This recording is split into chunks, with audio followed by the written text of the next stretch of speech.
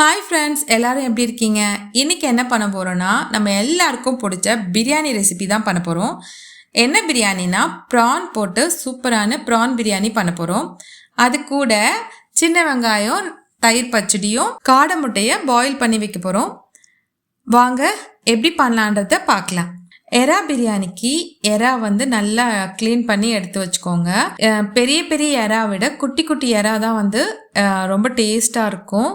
அதனால் நான் வந்து குட்டி குட்டி எறா தான் இன்றைக்கி வாங்கி வச்சுருக்கேன். இது கூட ஒரு 4 அழகு அளவுக்கு பாஸ்மதி ரைஸ் எடுத்து நல்லா கழுவிட்டு ஒரு 1/2 hour ஊற வச்சுக்கோங்க. இப்போ நம்ம பிரியாணிக்கு 3 தக்காளியும் எடுத்து வச்சுருக்கேன். 2 பெரிய வெங்காயத்தையும் கட் பண்ணி எடுத்து வச்சுக்கோங்க.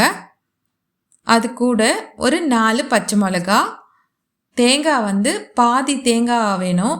பாதி மூடி தேங்காயில் ஒரு பாதி அளவுக்கு எடுத்து வச்சுக்கணும். அதில் ஒரு 4-5 பாதாமையும் சேர்த்து அரைச்சி எடுத்து வச்சுக்கணும். இதெல்லாம் நம்ம ரெடி பண்ணி வச்சிட்டாலே நம்ம பிரியாணி வந்து சீக்கிரமாக பண்ணிடலாம். இப்போ நான் வந்து இன்றைக்கி காடை முட்டை வாங்கிட்டு வந்திருக்கேன். இந்த மாதிரி காடை முட்டை எல்லா டிபார்ட்மெண்டல் ஸ்டோர்ஸ்லேயும் கிடைக்குது. இப்போ நம்ம நார்மலாக யூஸ் பண்ணுற கோழி முட்டையை விட இந்த காடை முட்டையில் ப்ரோட்டீன் வந்து ரொம்பவே அதிகமாக இருக்குது. நீங்கள் வந்து இந்த மாதிரியான காடை முட்டையை வாரத்தில் ஒரு நாளாவது நீங்கள் பயன்படுத்தணும்.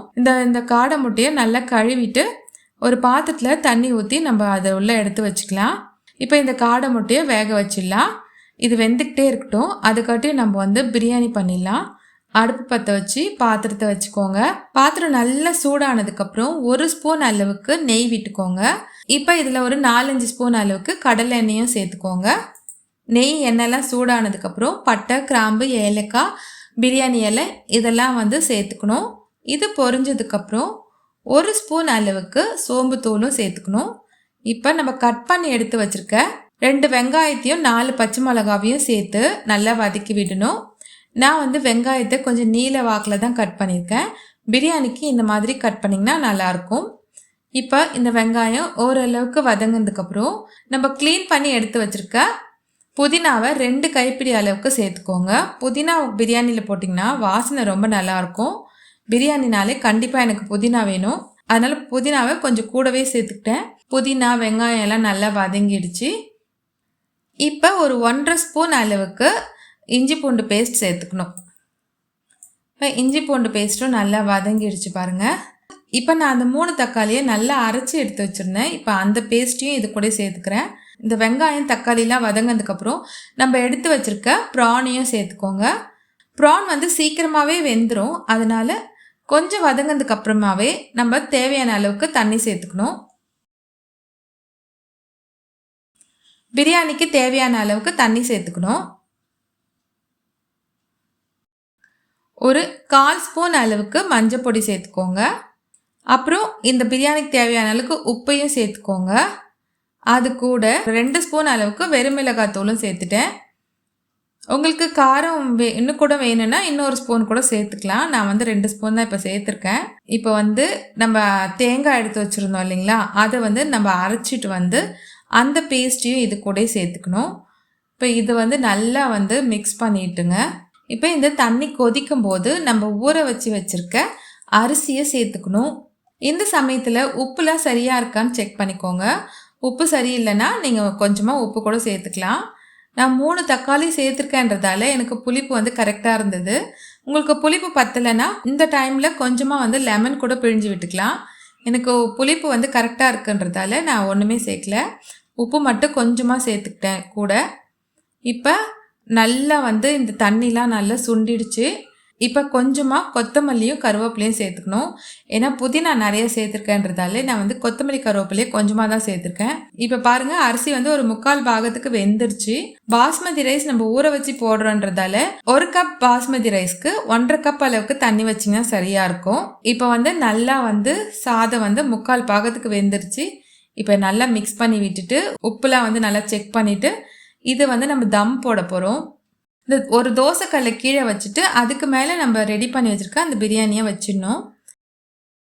இப்போ இந்த தட்டில் கொஞ்சமாக தண்ணி விட்டுட்டு ஒரு வெயிட்டான ஒரு பொருளாக வச்சுருங்க. அப்போ தான் வந்து அது உள்ள இருக்க ஆவி வந்து வெளியில் போகாமல் இருக்கும்.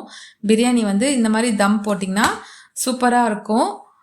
ஏன் மேலே தண்ணி ஊற்றி வைக்கிறோன்னா ரொம்பவே அடி பிடிக்காது. குறைஞ்சது ஒரு 20 மினிட்ஸ் வந்து இந்த மாதிரி தம் போட்டுடணும். ஒரு 20 நிமிஷத்துக்கு அப்புறம் கேஸ் ஆஃப் பண்ணிடலாம். ஆஃப் பண்ண உடனே திறக்கக்கூடாது பிரியாணியை. ஒரு 5 நிமிஷம் அப்படியே விட்டுடணும். இப்போ நம்ம வந்து சின்ன வெங்காயத்தை வச்சு ரைத்தா தான் பண்ண போகிறோம். ஏன்னா நம்ம சிவராமன் டாக்டர் சார் சொல்லியிருக்காரு, பெரிய வெங்காயத்தை விட சின்ன வெங்காயத்தில் தயிர் பச்சடி பண்ணி சாப்பிடுங்க ரொம்ப நல்லதுன்ட்டு. அதனால நான் இன்றைக்கி வந்து சின்ன வெங்காயத்தில் தான் தயிர் பச்சடி பண்ண போகிறேன். நல்ல சின்ன வெங்காயத்தை தோலெல்லாம் எடுத்துகிட்டு நல்லா கழுவிட்டு பொடியாக கட் பண்ணி வச்சுக்கிட்டேன். அது கூட ஒரு 3 ஸ்பூன் அளவுக்கு கட்டி தயிராக சேர்த்துக்கிட்டேன். கொஞ்சமாக உப்பு சேர்த்துக்கோங்க, அவ்வளோதான். நம்மளோட தயிர் பச்சடியும் ரெடி ஆயிடுச்சு. காடை முட்டையும் சூப்பராக வெந்துருச்சு. வாங்க தோலெல்லாம் உரிச்சிட்டு நம்ம வந்து எடுத்து வச்சுக்கலாம். குட்டி குட்டியாக பார்க்கவே ரொம்ப அழகான நம்மளோட காடை முட்டையும் ரெடி ஆயிடுச்சு. இதோட சுவை வந்து நார்மலாக நம்ம கோழி முட்டை மாதிரி தான் இருந்தது. ஆனால் வந்து பார்க்குறதுக்கு குட்டி குட்டியாக ரொம்ப அழகாக ரொம்ப டேஸ்ட்டாகவும் இருந்தது. தம் போட்டிருக்க பிரியாணியை திறந்து பார்க்கலாம் வாங்க.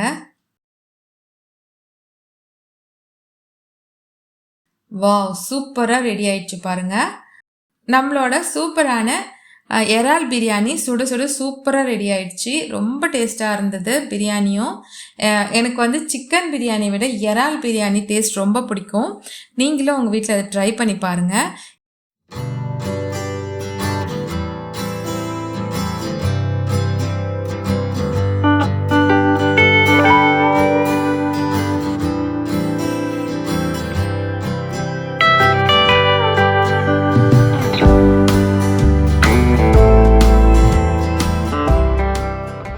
இன்றைக்கி நம்ம வீட்டில் ரொம்பவே ஹெல்த்தியான சாப்பாடு தான். இறால் பிரியாணி, காடை முட்டை பாயில் பண்ணி வச்சுருக்கேன். அப்புறம் சின்ன வெங்காயத்தில் ரைத்தா பண்ணியிருக்கேன். இதுதான் இன்றைக்கி நம்ம வீட்டில் சமையல். உங்களுக்கு இந்த ரெசிபி பிடிச்சிருக்கான்றத எனக்கு கமெண்ட் பண்ணுங்கள். நீங்களும் உங்கள் வீட்டில் இந்த இறால் பிரியாணியை செஞ்சு சாப்பிட்டுட்டு ஹாப்பியாக இருங்க. என்னுடைய சேனலை சப்ஸ்கிரைப் பண்ணுங்கள், உங்கள் ஃப்ரெண்ட்ஸ்க்கும் ஷேர் பண்ணுங்கள். மீண்டும் அடுத்த வீடியோவில் சந்திக்கிறேன். நன்றி, வணக்கம்.